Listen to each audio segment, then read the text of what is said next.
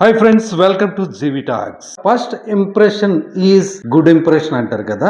ఈ first impression లో మాత్రం బిగ్ బాస్ ఫస్ట్ ఎపిసోడ్ ఏ మాత్రం ఆహా ఓహో అనేలా మాత్రం లేదు. ఎందుకంటే బిగ్ బాస్ కి ప్లస్ పాయింట్ ఎప్పుడు కూడా కంటెస్టెంట్లు. అందులో పార్టిసిపేట్ చేసే వ్యక్తులను బట్టి బిగ్ బాస్ సీజన్ ఎలా ఉంటుందని ఒక అంచనాకి సగటు ప్రేక్షకుడు వచ్చే అవకాశం ఉంది.